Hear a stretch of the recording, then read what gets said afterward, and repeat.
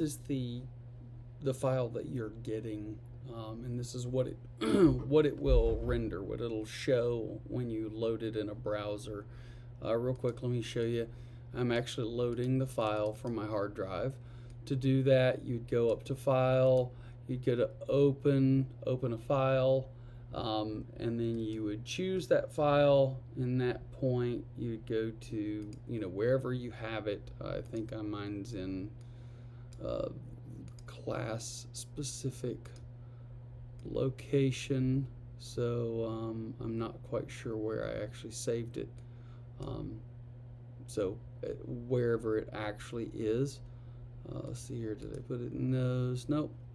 So anyway, you end up getting to that file, and then you open that, and you end up getting this right here. I'd already opened it in the browser, so no big deal. I'm going to tell you to do yours in CodePen. In CodePen, you have the code up here, and you'll have a preview down here, so that if you change something about the code, so let's say for example I change this H1 to an H3, then you'll notice down here that will change. So if I go back again just to show it as an H1, and then when it refreshes, you notice that that text gets larger. So when we start adding styles in,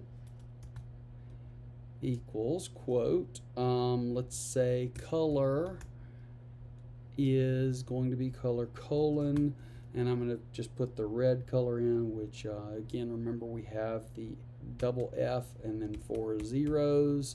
We hit that, and I come down here.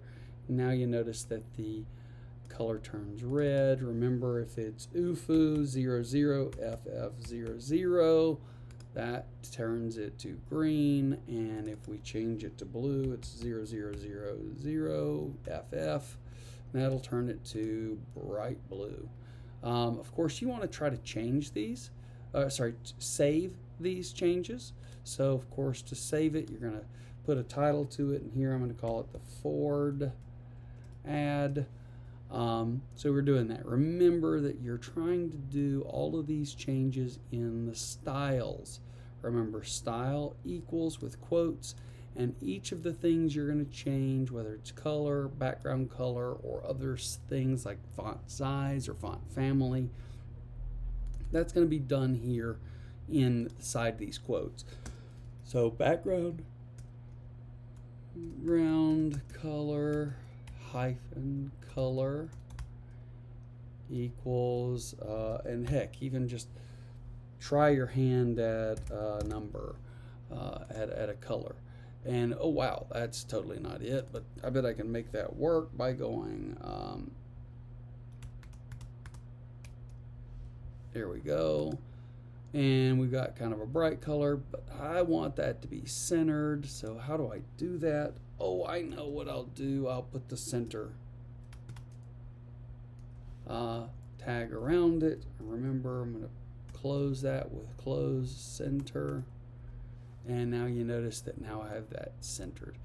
You can change the size, font size.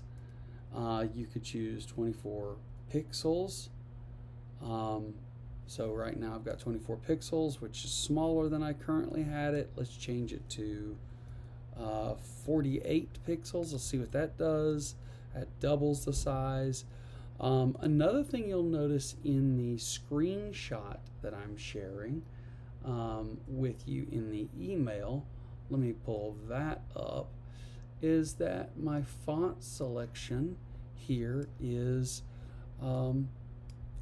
not that Times New Roman. It's what we call sans serif. It's also quite large, and you notice that I've got some space top and bottom. There's ways to do that. So how am I going to do that? I'm going to do stuff like either affect the line height equals, let's see here, if we're at 48 pixels, the way I like to do that is say 48 plus half of 48, so that's 48 plus 24. So what is that? Is that 48 and 24, is that 72 pixels?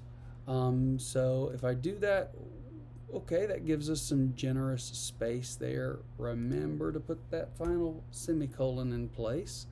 You can then try around other numbers. Let's try 88. What does that do? That gives a little bit more padding.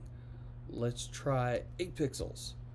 Line height 8 pixels. It's going to collapse that line down behind the word Ford F-150. Wow, that's probably not going to work. So try some different numbers in here.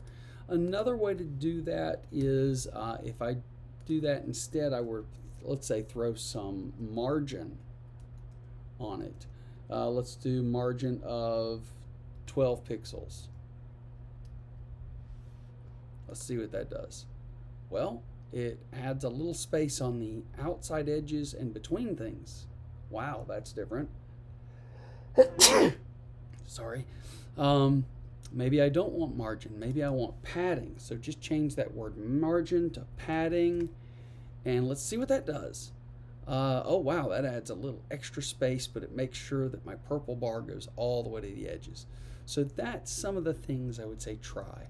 And as you do this trial and error, you're going to sit here and find things like font family is sans serif. And check it out. Now I've got my more boxy looking letters. Same sort of things you'll want to do for this. Attention. You'll notice that this is all capital.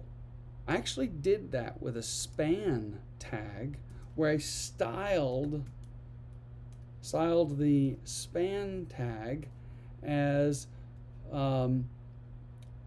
what is it? Font. No, it's a text transformation capitalize semicolon. Let's see if that does it. I think that's it. No. Is it text transformation? You know what's a good resource here? A good resource is something like Google. How do I make text capitalized with CSS? So I asked Google that, and it says text transform, so I was close.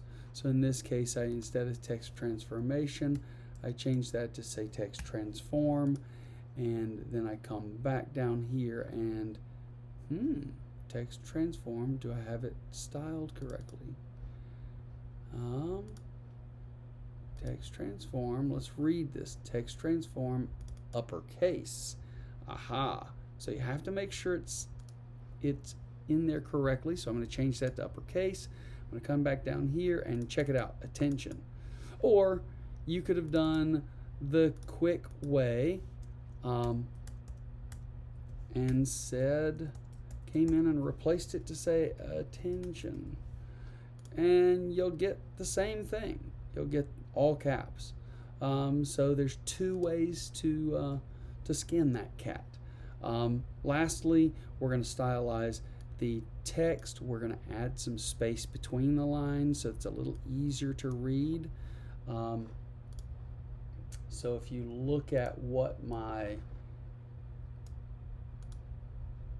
final is, all of this is in sans serif typeface. We've got a specific blue here and a specific blue there. And then our text is sans serif. We've got some extra space between the lines. We've got this button that you see right in here. It's been centered. Just like we did with this one. We're going to center that one. All right, I'm going to show you this finished. Centered, some extra space. We've got this photo. I'm not worried so much about that. I went on ahead and solved that, and I'm going to cover that in a new video here in just a few minutes. So take a look at this, give it a try, and if you have questions, shoot me the email with your edited HTML, or share your pin, save the pin, and then share it with me, and I'll hop in and I'll try to give you some feedback on it. Thanks so much. Look forward to seeing what you make.